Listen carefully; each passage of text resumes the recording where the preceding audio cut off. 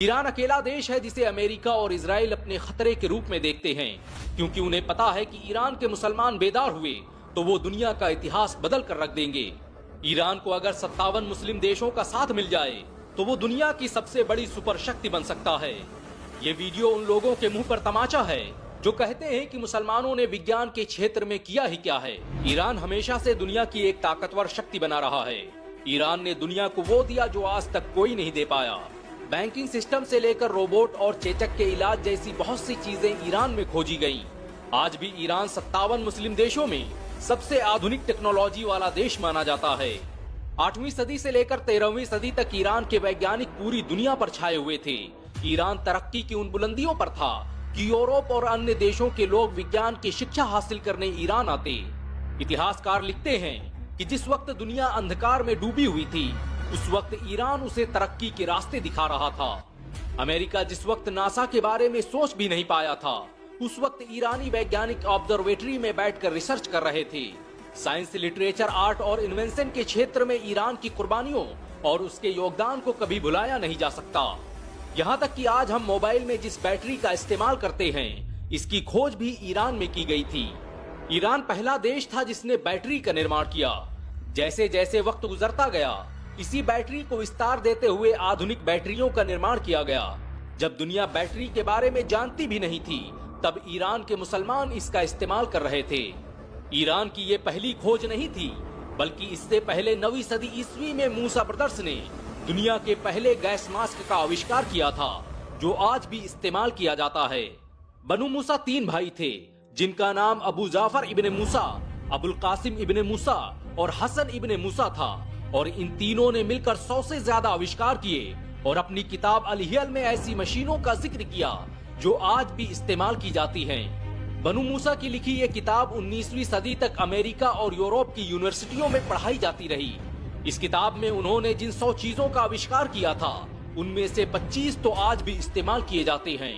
आपको ये जानकर शायद हैरानी हो सकती है कि भारत सहित पूरी दुनिया में सालों तक जिस लालटेन का इस्तेमाल किया जाता रहा है, उसकी खोज मूसा ब्रदर्स ने ही की थी, और इसका जिक्र उनकी किताब में भी मिलता है।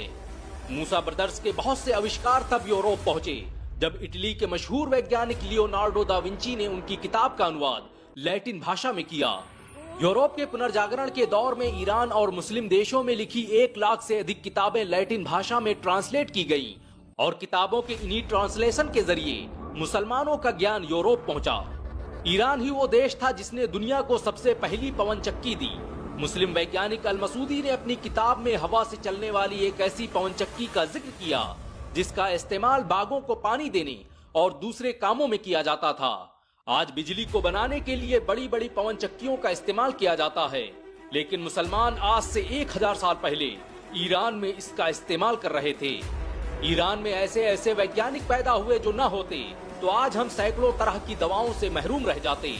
मेडिकल इंडस्ट्री को खड़ा करने में मुसलमानों का बड़ा योगदान रहा। बहुत कम लोग जानते हैं कि 9वीं सदी ईस्वी में ईरान में पैदा होने वाले मशहूर साइंटिस्ट ज़करिया राजी ने सल्फ्यूरिक एसिड की खोज की थी। ये दुनिया का पहला व्यक्ति था जिसने साइकोलॉजी पर किताब लिखी और फिजियोथेरेपी के बारे में दुनिया को बताया। ज़करिया राजी ने न सिर्फ चेचक का इलाज खोजा, बल्कि उसी ने सबसे पहले चेचक और खसरा के फर्क के बारे में बताया। दुनिया में बैक्टीरिया की खोज सबसे पहले ज़करिया राजी ने ही की थी। आज हॉस्पिटल में जो फर्स्ट एड किट इस्तेमाल की जाती है, उसका कॉन्सेप्ट सबसे पहले इसी वैज्ञानिक ने पेश किया था। 12वीं सदी तक मुस्लिम शासकों ने ईरान को दुनिया की सुपर पावर बना दिया था। दुनिया भर से लोग तालीम हासिल करने ईरान आते थे। 1258 ईस्वी में जब मंगोलों ने ईरानी सल्तनत पर हमला किया और उनकी लाइब्रेरियों में आग लगा दी, तो महीनों तक उसके धुएं से आसमानों पर सूरज नहीं दिखाई दिया। मुसलमानों की सल्तनत तो बर्बाद हुई ही थी, उसके साथ ही उनके लिखे ज्ञान विज्ञान को मंगोलों ने तबाह बर्बाद कर दिया, और इसका असर कई सालों बाद देखने को मिला जब मुसलमान साइंस के मैदान में पीछे होने लगे। आज दुनिया मुसलमानों से पूछती है कि उन्होंने किया क्या है, लेकिन उन्हें नहीं पता कि एक दौर ऐसा भी गुजरा है जब विज्ञान के फलक पर मुसलमानों का राज हुआ करता था। आज दुनिया जिस स्टेनलेस स्टील का इस्तेमाल करती है, उसकी खोज भी ईरान में की गई थी। जर्नल ऑफ आर्कियोलॉजिकल साइंस में प्रकाशित एक रिपोर्ट के मुताबिक ईरान में सदियों पहले बनाई गई तलवारें, खंजर और दूसरी चीजें स्टेनलेस स्टील से बनाई जाती थी। ईरान का शहर चाहक स्टेनलेस स्टील का सबसे बड़ा गढ़ था। ईरान की तरह ही दमिश्क के मुसलमान स्टेनलेस स्टील को बनाने की तकनीक जानते थे और यही वजह है कि आज भी इतिहास के पन्नों में दमश्कश स्टील का जिक्र मिलता है, जिससे बनी तलवारों का कोई तोड़ नहीं था। अज़दुद्दौला जिसने कभी ईरान पर हुकूमत की और जो मिडिल ईस्ट का सबसे ताकतवर बादशाह गुजरा है, उसने बगदाद में एक हॉस्पिटल का निर्माण करवाया था जो अपने वक्त का सबसे आधुनिक अस्पताल था। इस अस्पताल में कार्डियोलॉजी, सर्जरी, ऑप्थेल्मोलॉजी सहित अलग अलग डिपार्टमेंट मौजूद थे। ईरान के वैज्ञानिकों ने ऐसे ऐसे आविष्कार किए कि लोग उन्हें जादूगर कहने लगे। ईरान के मशहूर मुस्लिम वैज्ञानिक नसीरुद्दीन तूसी ने मरागा शहर में एक ऑब्जर्वेटरी बनाई थी जो अपने वक्त का सबसे बेहतरीन रिसर्च इंस्टीट्यूट था। जो लोग ऑब्जर्वेटरी के बारे में नहीं जानते उनके लिए आसान भाषा में कहा जाए तो ये एक तरह का रिसर्च सेंटर होता है जहां पर आसमान में होने वाली घटनाओं और सितारों का अध्ययन किया जाता है। नसीरुद्दीन तूसी ने इसी ऑब्जर्वेटरी में सबसे पहले मिल्की वे की खोज की थी।